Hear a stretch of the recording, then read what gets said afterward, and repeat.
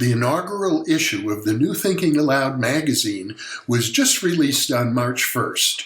You can download a free PDF copy from the New Thinking Aloud Foundation website. That's newthinkingaloud.org. You can even order a printed copy from nta-magazine.magcloud.com.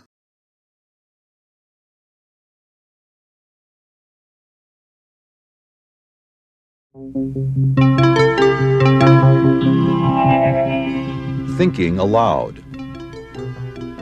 Conversations on the leading edge of knowledge and discovery with psychologist Jeffrey Mishlove.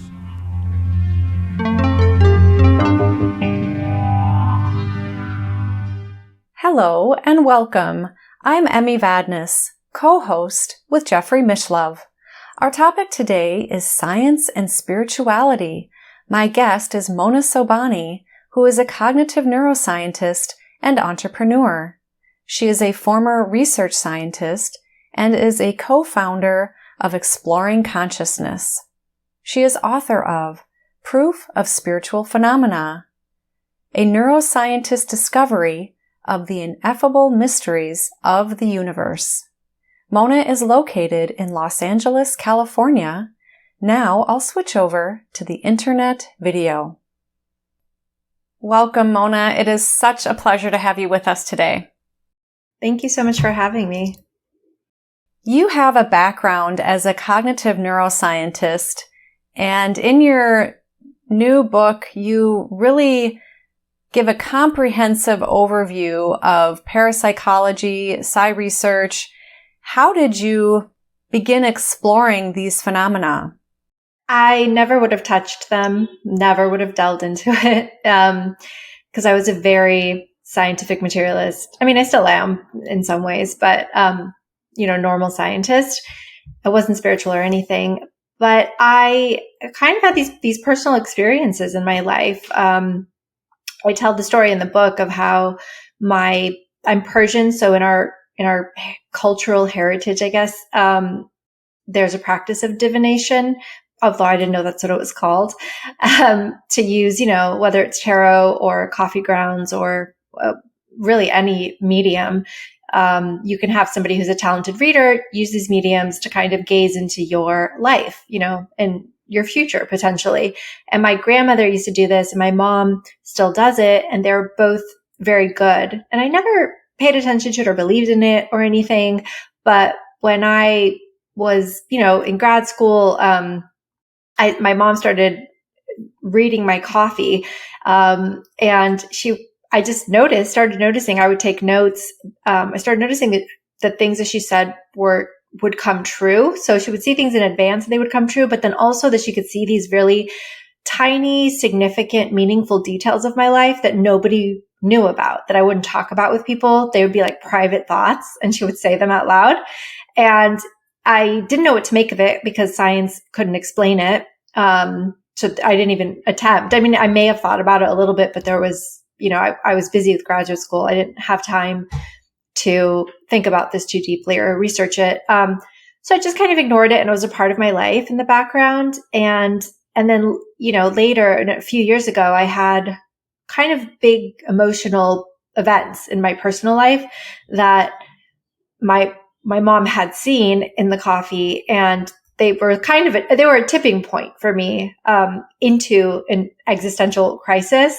And so at that point, when I was, grappling for meaning and trying to understand why we're here, that's when I finally turned to look at this interesting phenomena that was, in my life, had been in my life for many years and was an accepted part of our culture, but that I had never taken seriously. So, and I did not think that anybody had studied it seriously. So I didn't think I could find answers. And that's why I started, as I talk about in the book, I kind of started my personal quest. Instead of going to search for literature, which I didn't think existed, I started going to intuitives and people who dabble in the intuitive arts to understand, is this a real phenomena? Or is it, as neuroscience or materialist science would suggest, that you've created meaning out of it, that, you've confirmation bias and all that. So it started with personal experience. And then eventually, as I got to speak to these people who were extremely intuitive, and started reaching out and reading a little bit, I realized there actually had been research done. And that's when I was like, oh, well, this is great. Like, I can read that. If there's papers, scientific papers, I can read those. So I went to investigate and find the papers and learn everything that I could. And what did you discover? That there had been a lot of research done, actually, which I was very surprised by, but that it had been studied for, over 100 years and by very serious scientists. So, like in neuroscience, we kind of worship William James. He's a psychologist from the early 1900s. And we always talk about William James and how great his thinking was. And then I was so surprised to learn when I was digging into this literature that he had been interested in psychic phenomena and spiritual and religious experiences and mystical experiences and how these things were all tied together. And even thinking about different models of the brain and the mind. And so I was really surprised to learn that. And a lot of other really serious scientists, like, physicists and Nobel Prize winners, many of them were interested in this space between not only science and spirituality, but just this space of the mind and brain are more complicated than we understand, and that maybe there's some sort of connection between our minds and our physical reality, right? In a way that we in modern day science and modern day Western culture don't really pay attention to or take seriously. So it really blew my mind, to really say the least. I mean, I'd never even thought of that there was any other possible way or model for reality to be, well, I guess modeled. But so it just kind of, I learned that it was not a big deal, that there were a lot of different theories, and that really we don't know what's going on. And in fact, we're ignoring a lot of really interesting data just because we think it's, unconventional in the modern day. Being a neuroscientist who has been trained from that more materialistic perspective, what was that experience for you like to have your mother read your coffee grounds and then for you to discover that there's actual research that verifies these phenomena? It was a pretty profound moment, I think, because I think in my mind it was kind of fun, and just a way to make sense of life. And then, suddenly when I found that this is actually a whole thing, right? Like, this is a whole field of research. This is so much broader than even research or science. Like, this topic really spans everything: cosmology, philosophy. It's the way we view the world. It's the way we engage with the world. It's the way we live our lives. I think that I was just really didn't know what to think. I mean, it was very shocking and took a while to reconcile, I think, which is why I spun into a new crisis, from my existential crisis into a new crisis, which I describe in the book. But yeah, I think it's just really shocking. I think I can't, emphasize enough how we get stuck in the ways that in our perspectives, right? We get stuck and used to our perspectives, and we think that any other way is not possible, right? And I was definitely in that boat. So to find not only, and personal experience is one thing, our culture tends to discount personal experience. So I'm sure in my mind, I was like, yeah, I've had these experiences, but maybe I'm mistaken.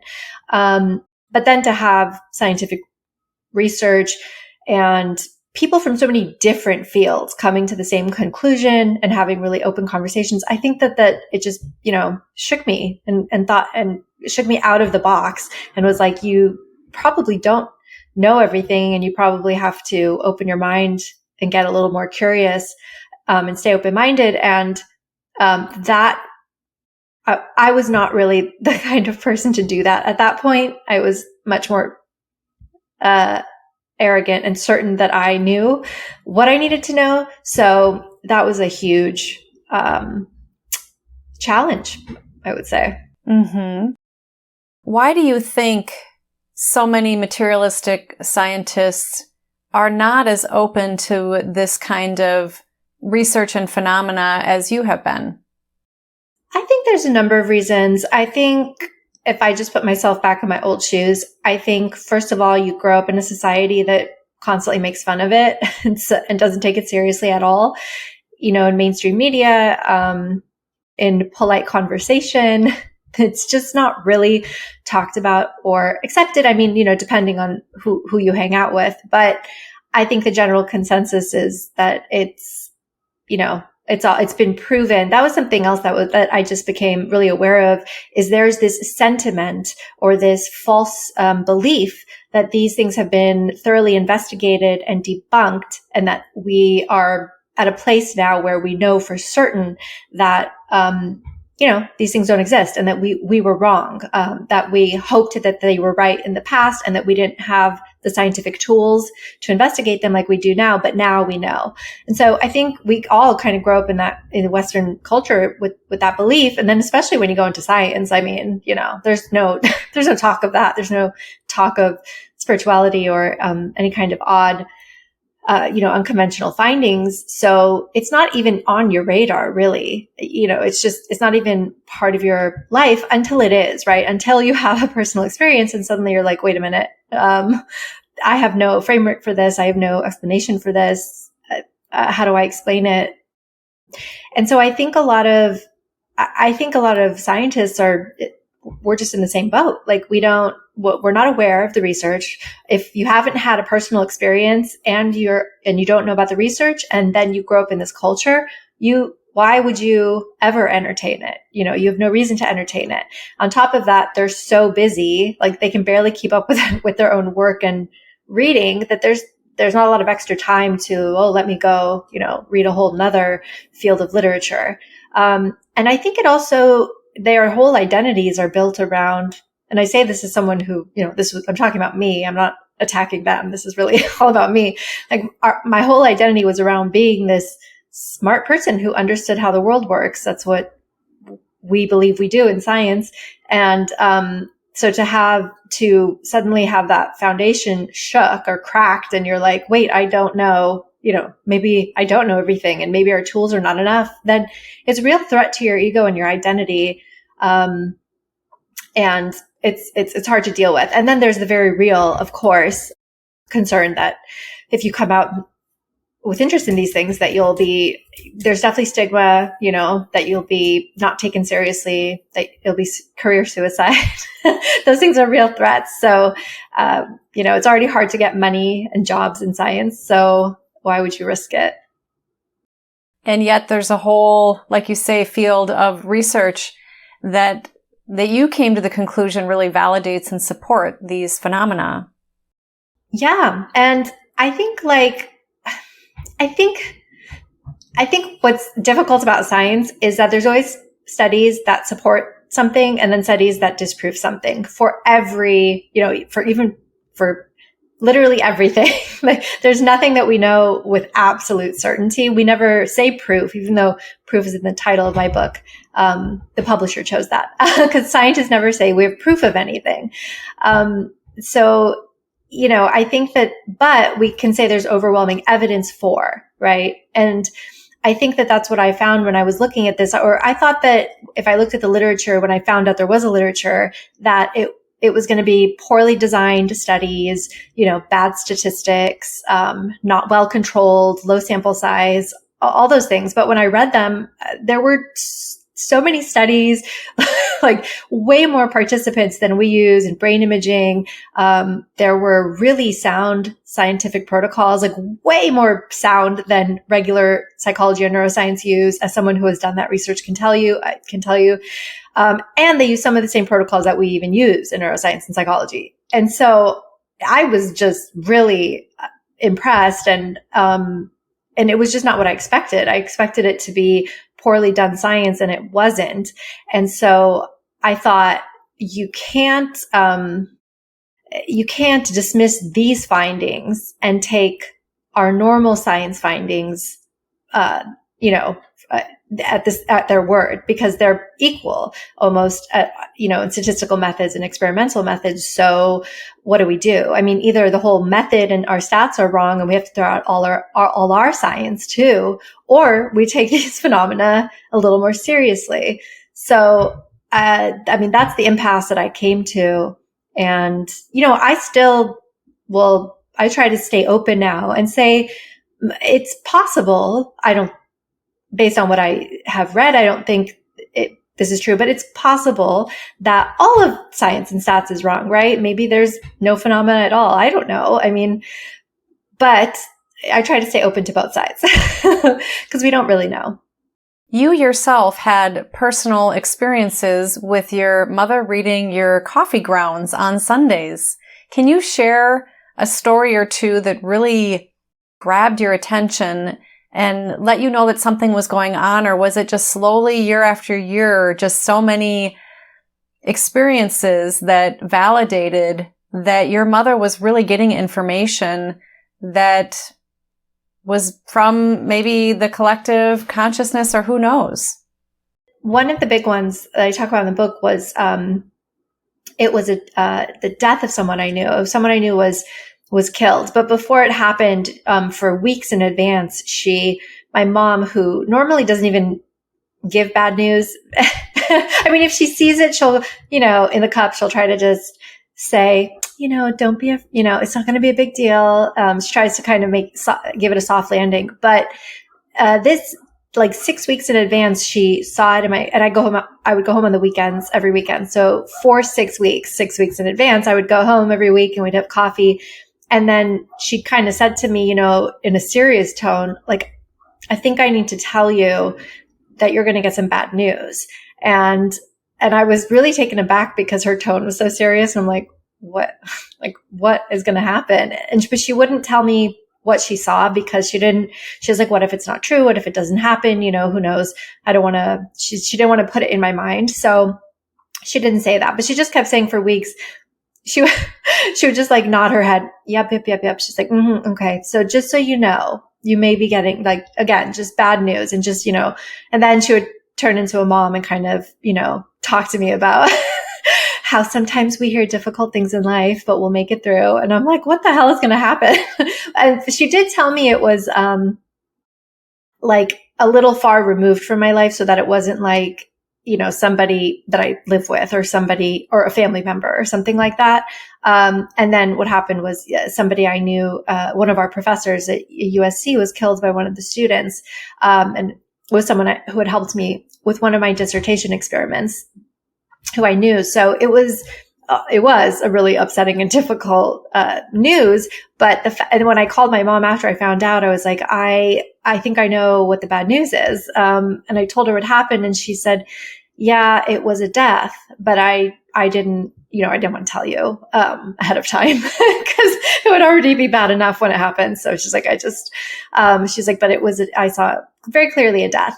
And then that's why that shook me so much, because I couldn't understand. Usually her readings would be small things like make sure you don't lose money. It looks like there's a possibility of you losing money. So make sure you pay all your bills. And then, something would happen. Like I don't know, the, DWP bill doesn't arrive in the mail and I have to be aware of that to go pay it online or something. And there were other little things, but nothing like this, nothing like that, which was a very big life thing, right? I'm like, how can somebody's death be known in advance? And that's why it spun me into, is there such thing as fate and destiny, or is it just that the information is available in some way? But what does it mean? It's hard to wrap your mind around when you come from a scientific materialist perspective. It still is hard if I put myself back in those shoes, 6 weeks in advance. And it's not like the person had a known illness where we're expecting them, to pass away at some point. It was completely out of the blue. So, and unpredictable. But yeah, some of the others, she's seen, I'm trying to think of there would be things like, I think one time months in advance, she was like, oh, I think you're going to like move. Like there'll be some moving at work. And I was like, no, we're not moving. We don't move. We have a lab, and then a few months later, we found out that we were moving to a new building. So it would be things like that she would say that at the time, a lot of times they would seem wrong because I wouldn't be expecting them. And they wouldn't be things that I was planning on doing. So it's not like she could plant it in my head and then I do it. It would be things that were out of my control that I wasn't expecting that would then happen. And those were the things that really, got my interest, kind of piqued my interest. For those who may not be familiar, can you describe that process of reading coffee grounds? Sure. It's not American coffee. It's Armenian coffee. It's like a thicker kind of coffee where you leave the grounds in the cup and you drink it in a small cup, not like a big mug. And usually it's a cup and a saucer. You drink it, but you leave the grounds at the bottom because that would be gross to drink them.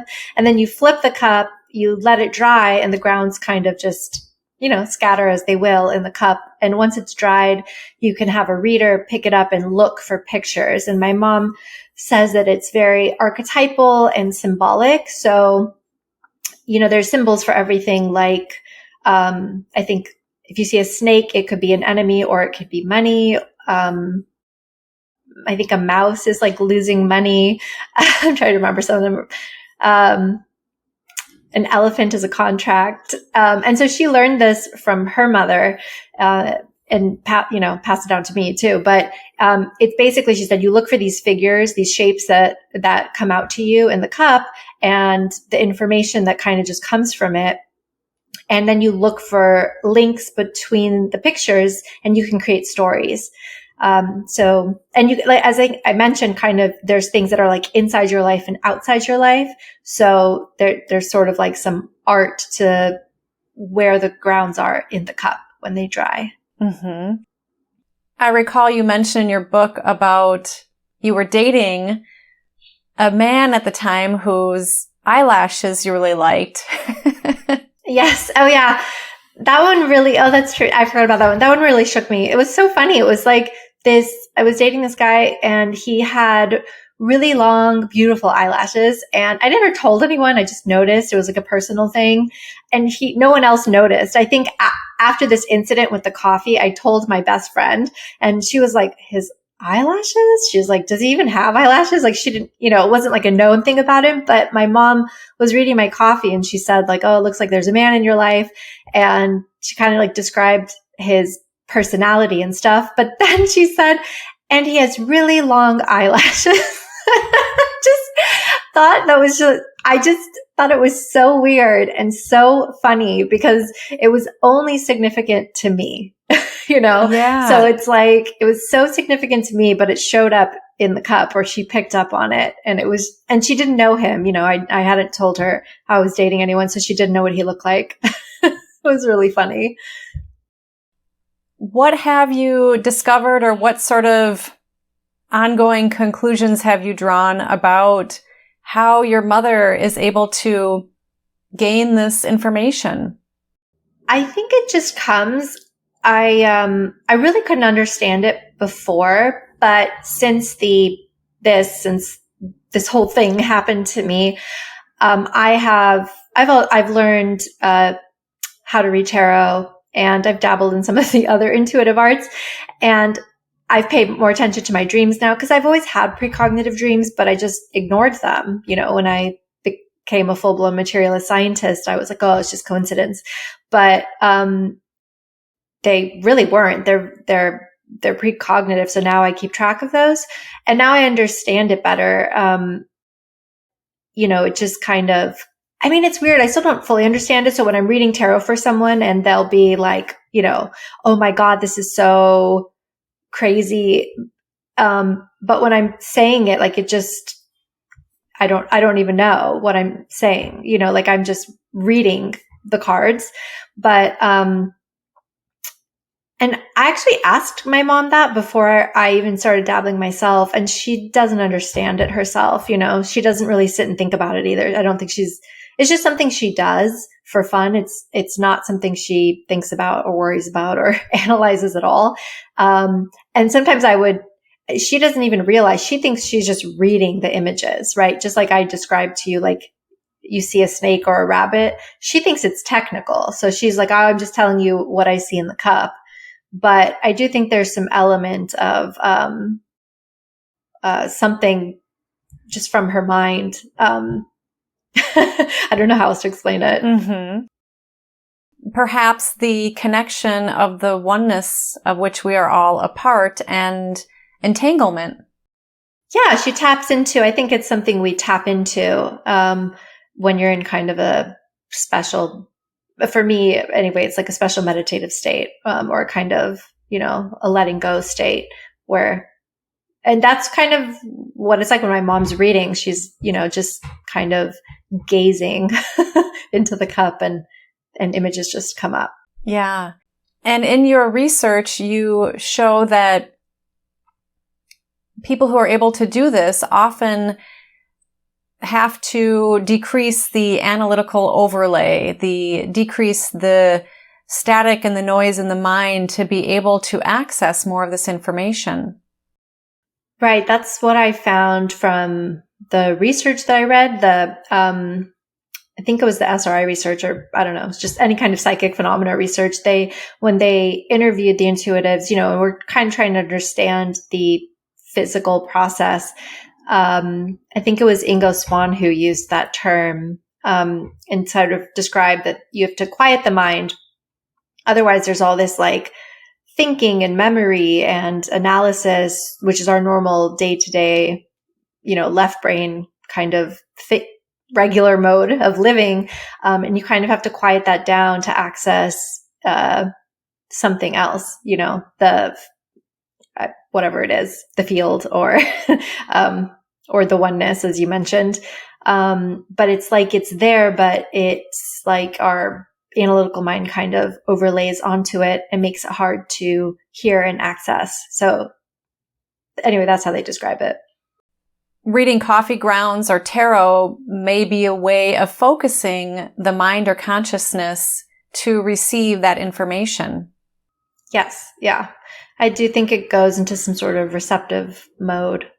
So you, as a neuroscientist who has studied the brain, a lot of the neuroscience that you are well versed in looks at the physiology of the brain.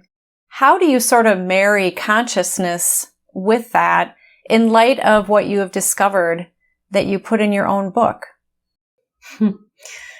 Yes. Well, this is what I grappled with a lot in the beginning of the journey. And at first I was very dead set on understanding the physical mechanism. I was like, there's got to be information. It's got to be coming in from somewhere. It's going through some sort of brain structure. And I was, now I care less about that. But at the time I had to know, because that was the framework that I understood, reality and the brain. That's how I understood things. So it had to come in that way.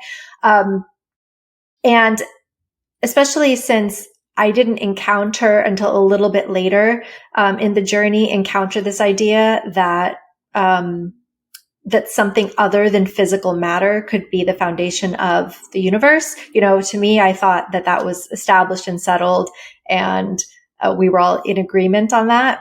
So when I started branching out, and if you stay in the neuroscience literature, this is what I try to really describe to people. If you stay in just the neuroscience or even scientific literature, you don't encounter these ideas. It's like once you go out into physics or philosophy, and then spirituality, of course, then you start to encounter and realize that we move forward with the presumption that the basis of reality is physical matter. But as we're learning every day, if you go to like a physics journal, there's, now they're saying space-time is irrelevant, and they're saying particles are not really particles. It's all vibrating energy that connects everything. And so you start to realize, like even that assumption is not settled.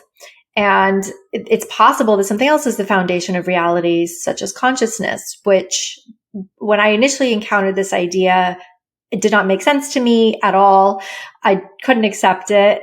And it took a long time to open up to it. But when you realize, if you think of consciousness as, I don't know, an energy or a plasma or who knows, whatever, something else, and that it could be the basis, because we can't, as one of the famous quantum physicists says, you can't get behind consciousness. Like there's nothing behind it.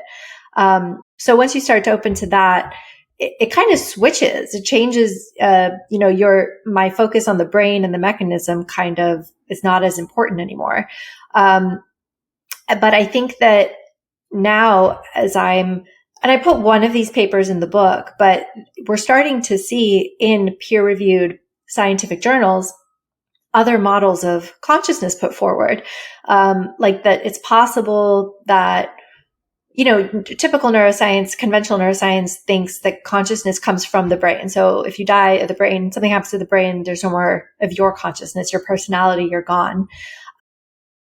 But in these other models, it's possible that your brain is just like a receiver, or something that consciousness is filtered through. If consciousness, let's say, was the foundation of reality, that, it interacts with this physical system in some way and comes to life.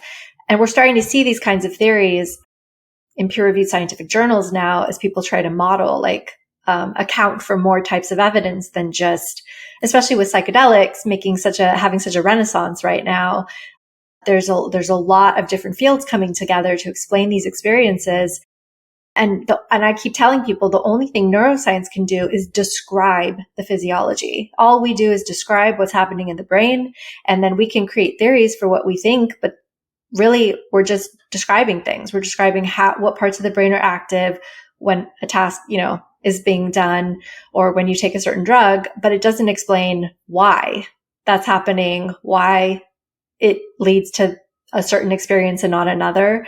And we can't answer those questions with the tools that we have in science or neuroscience right now. And we need to collaborate with other fields to get to those answers, especially with philosophers and anthropologists and religious thought, the humanities, basically. So you are a real scientist in that sense, that you're open to all the possibilities and looking at the experience, the evidence, and even being on the forefront, perhaps, of further research. Yeah, I think that's on this journey, I spent a lot of time thinking about what is science, because, right, I had this mind crunch going on of, I'm a scientist, or, science doesn't believe in this, or this isn't acceptable, this is unscientific, which is something scientists like to say. And so I really,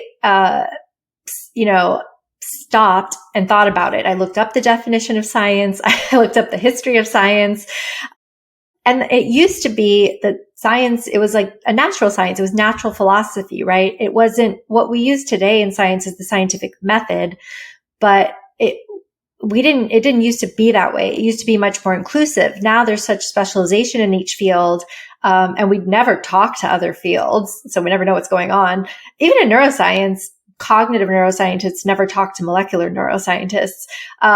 So there's so much specialization that there's not very many great efforts to pull it all together and have a great grand unifying theory. But I think that's what's needed. And I think that's where science, if you started, we should, if we're trying to understand reality, you can't understand it with any one field. We really cannot. Even with physics, it's not enough. Yeah.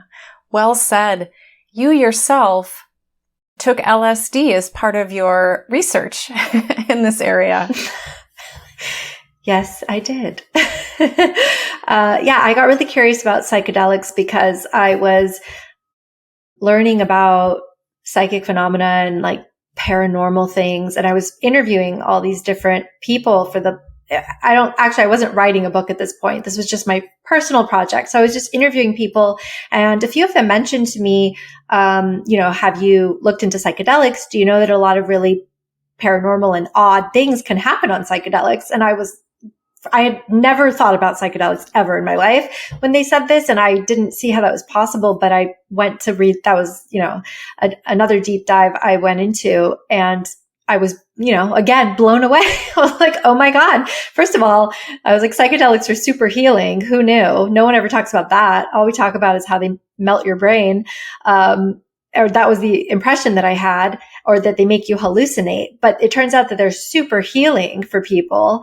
And, have been used for thousands of years by a lot of different cultures. But then what they told me was right, that a lot of cultures use psychedelics for, communing with the spirit world, for tapping into the thing that connects us all, looking into the future, getting answers into someone's illness.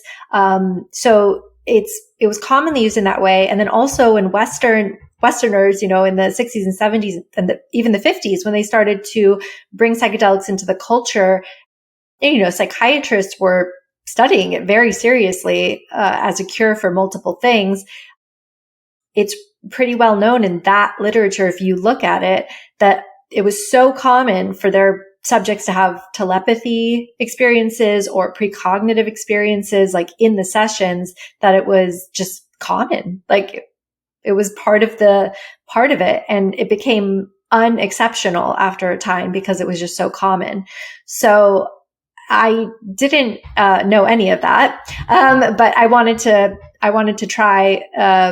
They seemed like really interesting substances, so I tried LSD, but I didn't have any. I didn't have a paranormal experience, but I did feel, the oneness and the connectedness and overwhelming love. And I will say about psychedelics that I think that they, I just to caution it, I don't encourage people to do them. I think they're very serious. I think there can be very serious repercussions. And the reason is because they expand your understanding of what is possible in the human experience.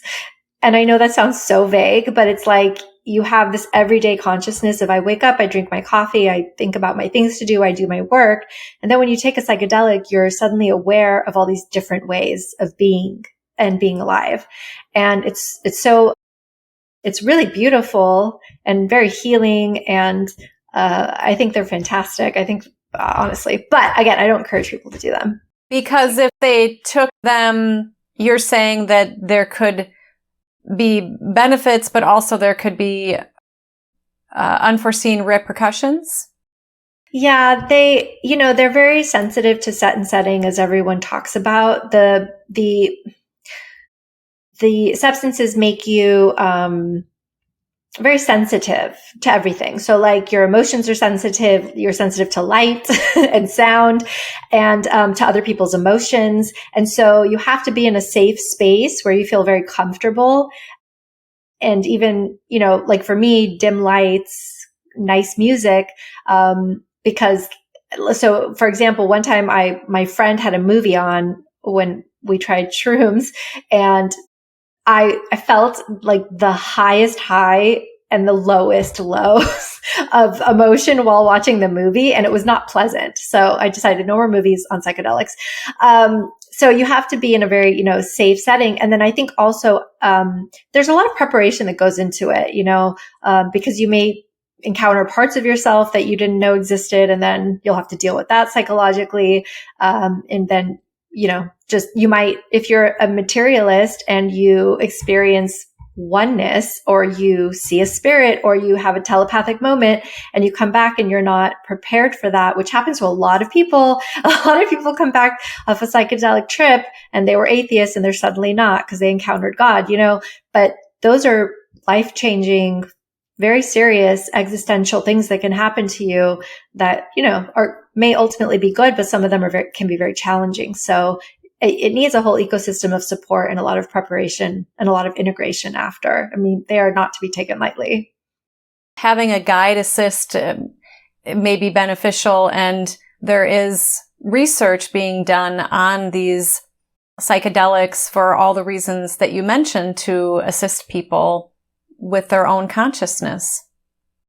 Yeah, they put you, and just from a more psychological or healing or neuroscience perspective, they allow your brain to become a little more plastic, and it opens up perspectives to you. And a lot of humans' problems are just because we think in certain ways, right? Like you have this story about yourself and who you are in relation to other people, and you can't get out of that story. And psychedelics allow you, sometimes in some ways with preparation, to break out of that narrative and see things from a new perspective, finally, and then come back with this new story.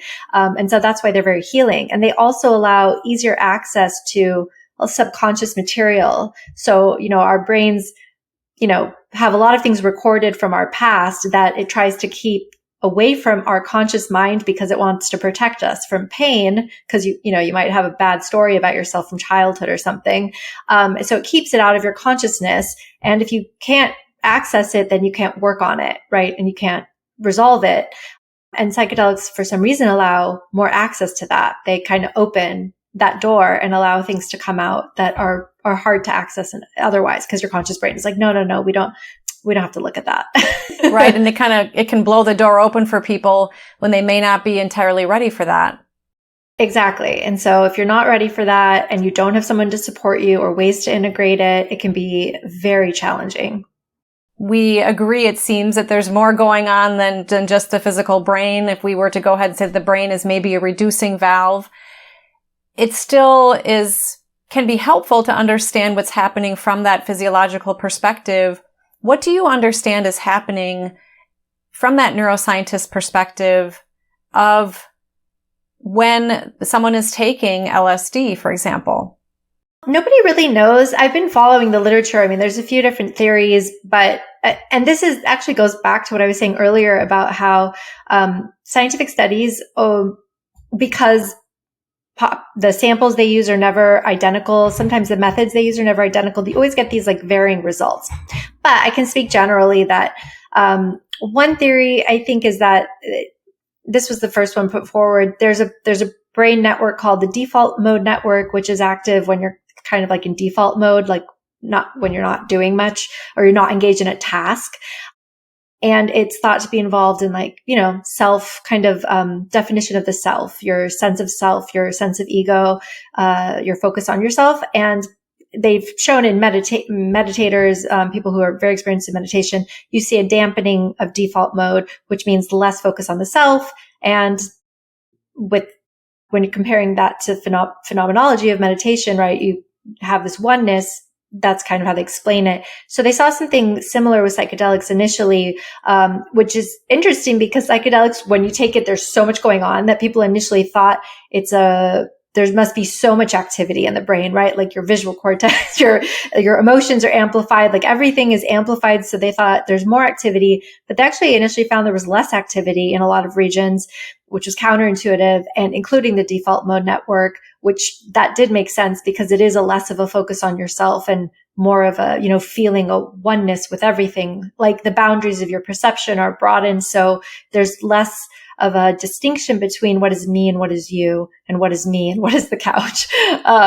So that's one. And then I think there's another theory, that just about entropy in the brain, which is kind of disorder that it reduces, or the entropy is affected when you take a psychedelic, such that there's more disorder.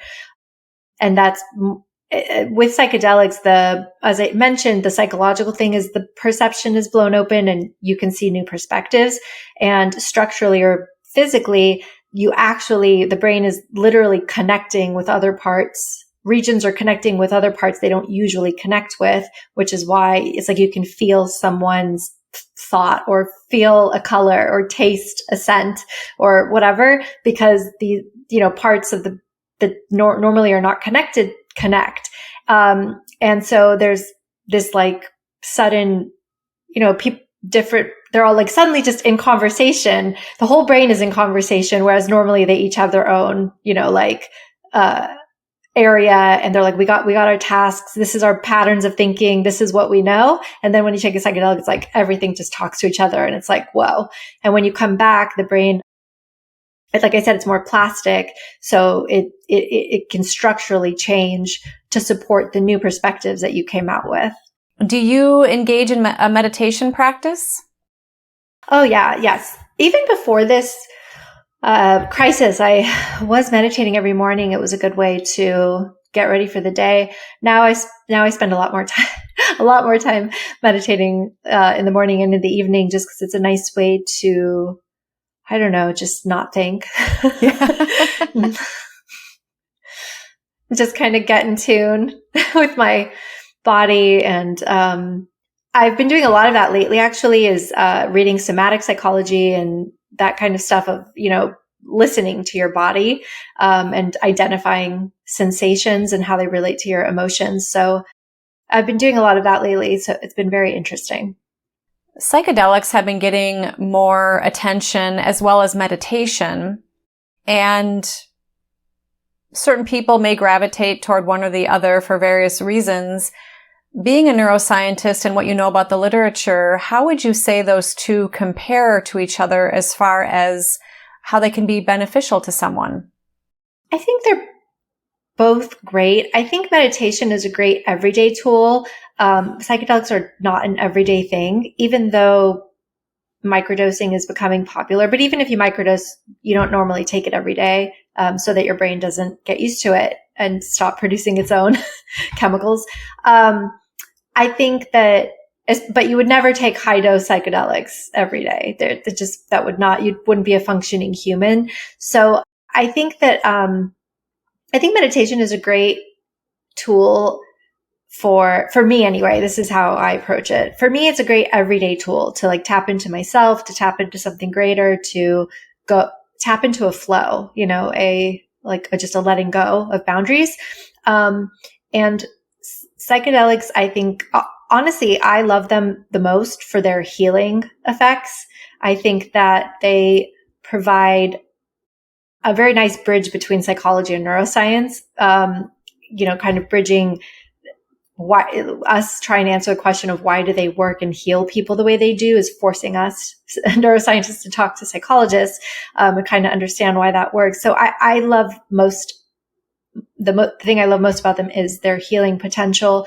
But also as a neuroscientist, I have to say I've done, some of the trips I've done, you come back and you can't believe that any neuroscientist everyone hasn't done a psychedelic and is studying the brain and reality, because it's like we are only looking at 1/4 or less of reality and human experience. And we've modeled our whole, all of our theories around that. And when you do a psychedelic, it's like, there's so much more that we're not modeling or exploring. There's a lot we don't know. Mm-hmm.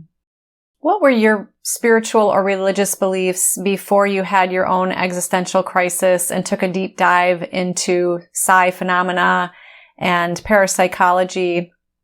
And where is your own spiritual or religious beliefs? Where are they now for you? Oh, I was not spiritual or religious. Actually, I was anti all those things when I was, before this. I just wasn't, I didn't need it. I didn't ever spend much time thinking about it.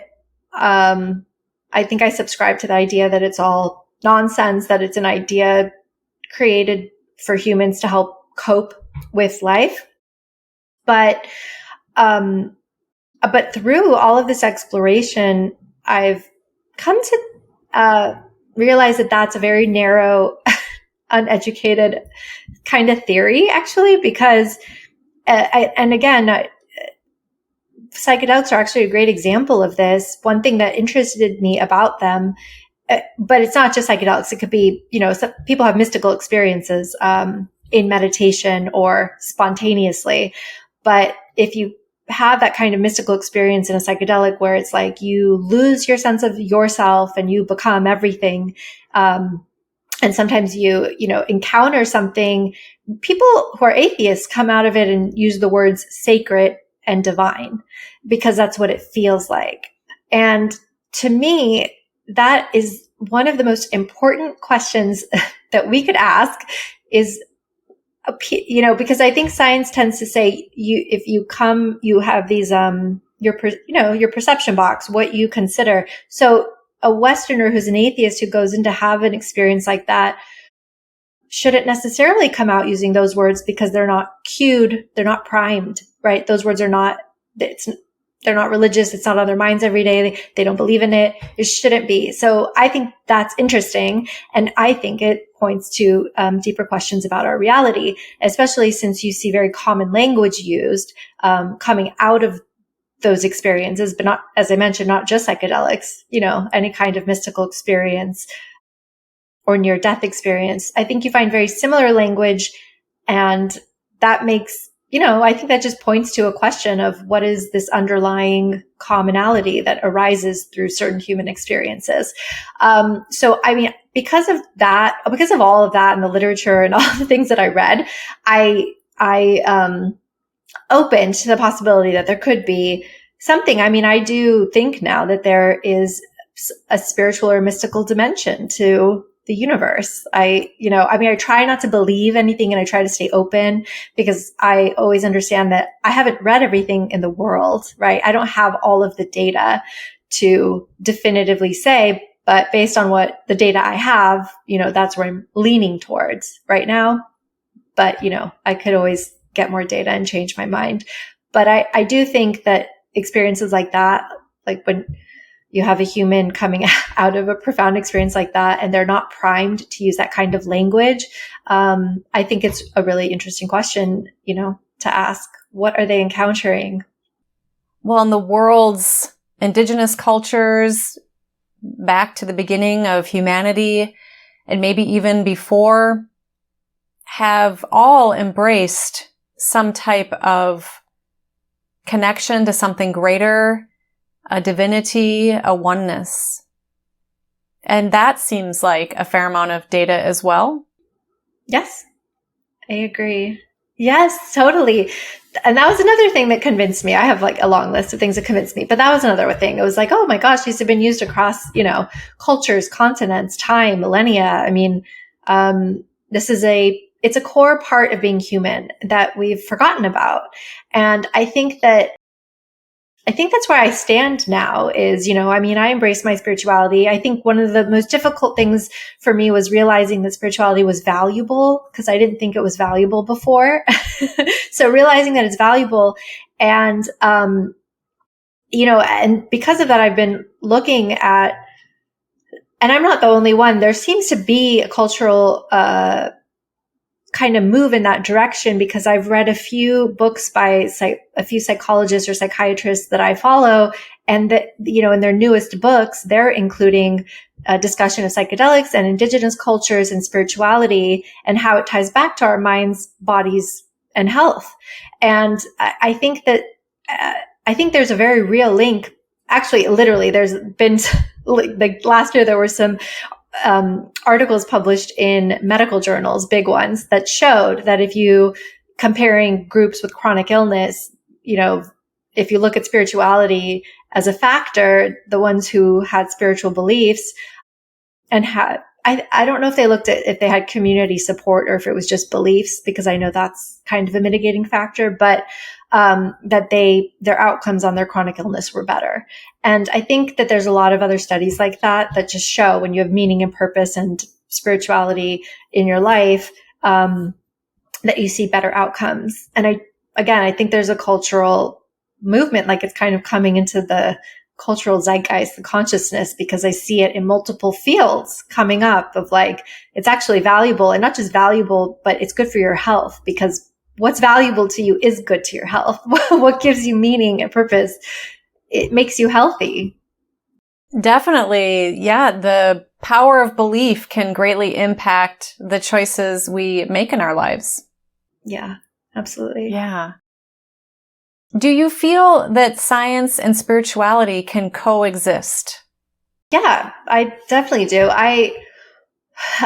Initially, they were so separate in my mind, but the more that I thought about it, and started flipping my worldview, I just don't see how they can be separate, actually. I think that science is the scientific method. It's the way that we're choosing to examine and observe and measure the physical world.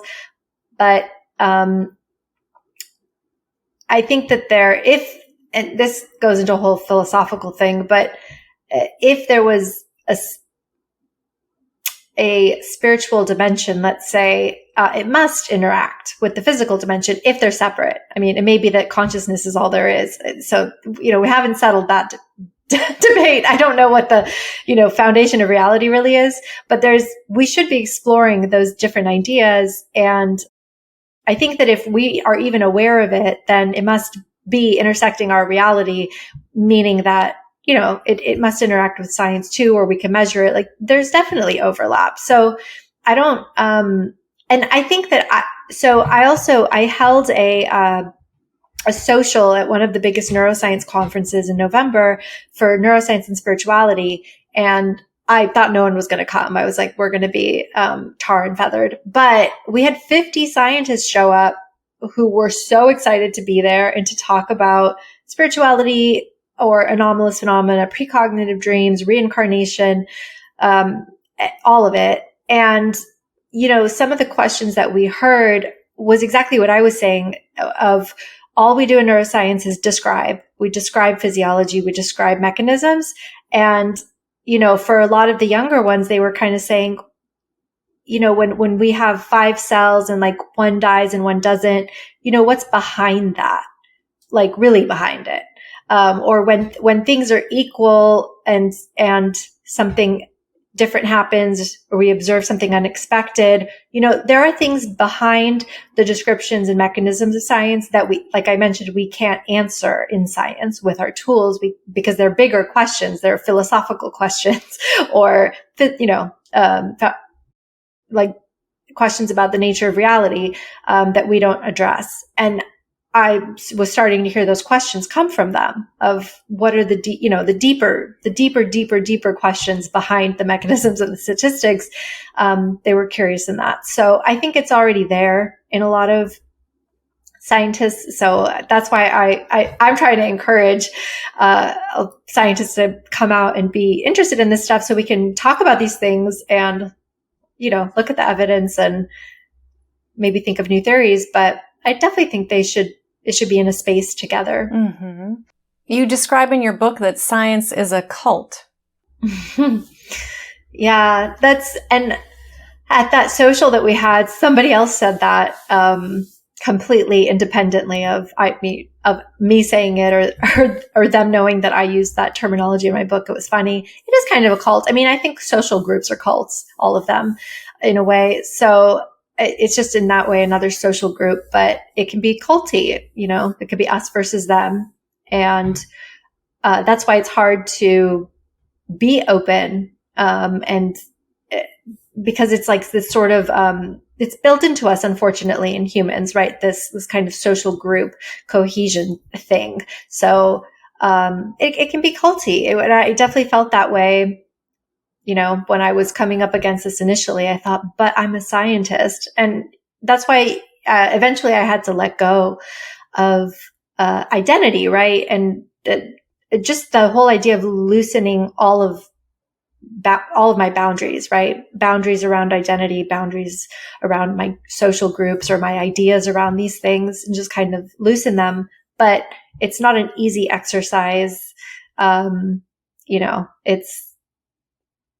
It takes effort and it can be challenging. But yeah, I mean, science, just like any other social group, is kind of culty. It sounds like you're seeing some possible transformations in that area. I mean, I hope so. And I hope to facilitate more because I do think scientists are very insulated, I mean, again, as many social groups are, but, we don't, converse with historians a lot or anthropologists or philosophers. And I think it would benefit them to do so. But yeah, I think that just branching out, I think there's definitely a desire for it. So for example, we're from that social that I organized, one of the participants is organizing a neurospirituality retreat at the University of Puget Sound, and we're helping them kind of facilitate it. But they really wanted it to be not just neuroscientists, and they're inviting some of their religious thought scholars, and philosophers and whatnot to the meeting so that we can have, diversity of thought and perspectives. so that we can have really interesting conversations, not just a bunch of scientists talking to each other. Yeah. It's great to hear that some of those boundaries are being broken down. Yeah, it's exciting. And we're not the only ones doing it. I mean, I think there's other efforts, but I definitely think there can be more. Mm-hmm. How have your colleagues received your transformation and what you've written? It's mostly been positive. I think it's, when I was nervous about the book coming out, I spoke to some other scientists who, had normal, I never wanted to be in academia and write grants, so I'm not.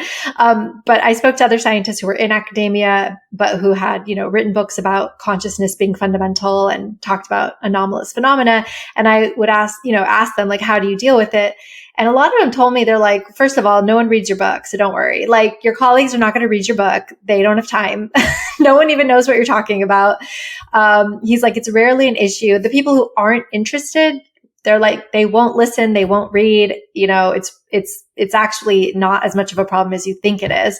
And that has kind of been the case. So, but it's also been very encouraging to have. I've had a lot of scientists or engineers or reach out to me and say, I thank you for writing this, because I've always wondered, I always think about, is there more? And I've had experiences and, I never felt comfortable or sure that anyone else in a position similar to mine experienced these things or felt this way or thought this way. So I think that there's a lot of people who in secret are curious and want to talk about this stuff. And we just haven't been able to do that. And how has it transformed your life personally and maybe even professionally? Well, personally, as I mentioned, I just have found it extremely valuable to, if needed. I do think that we're all interconnected, and I think that there's a lot more support for us I don't know how to frame it, but just that there's more support for us than we think there is. And I think that when you start looking at these esoteric or intuitive arts things, like, there is something there, and it's kind of like the universe is alive and in conversation with you all the time, if with a symbolic language that you kind of have to learn. But I think becoming tuned into that has significantly changed my life. I feel like I'm in conversation with the universe, and it feels good, and it feels better than before when I wasn't.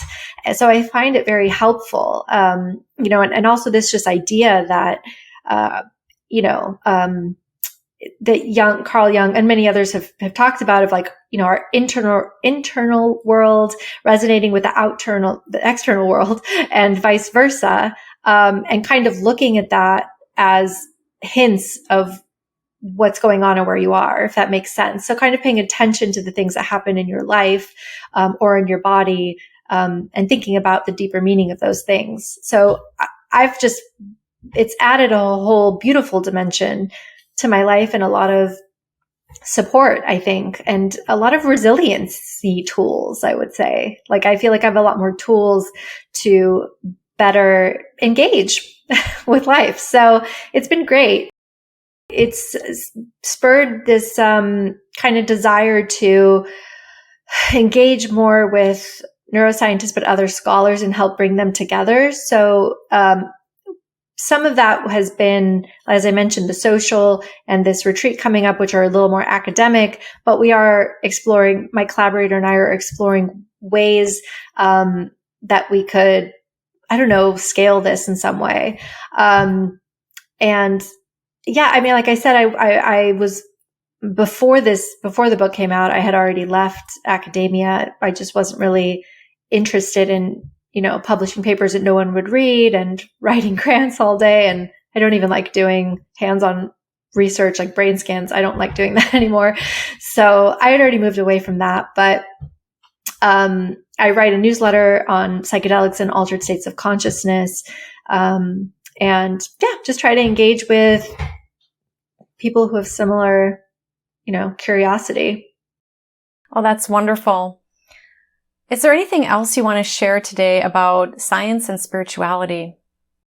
I think we'll see. I think we will see. I think we're starting to see, and we will see more of a shift happening. the reasons for that are many. There's many reasons for that. But I think we're starting to see a shift. And I think that the most important thing, at least for me, what I've learned on the journey is to just stay open and stay curious. I remind myself, stay radically curious, because it's not like you one time decide that you're going to stay open-minded and then you are, that never happens. It's like you have to keep trying, because you'll find some belief that you gravitate towards and you're like, this is it. I figured it out. But I don't want to do that anymore, because I already tried that and it didn't serve me. So, I just keep reminding myself, just stay radically curious. And when somebody presents a viewpoint that's not in line with yours, instead of just thinking they're wrong, I try to ask myself and them, I'm interested in your experience. How did you come to this belief, or how did you come to this line of thinking? Stay radically curious. Absolutely. Mona, it has been such a pleasure to have you on New Thinking Aloud, and thank you for all of the work that you're doing and the ways that you're inspiring colleagues and people in the world. Thank you for being with me today. Thank you so much for having me. It was a delight. And for those of you listening or watching, thank you for being with us.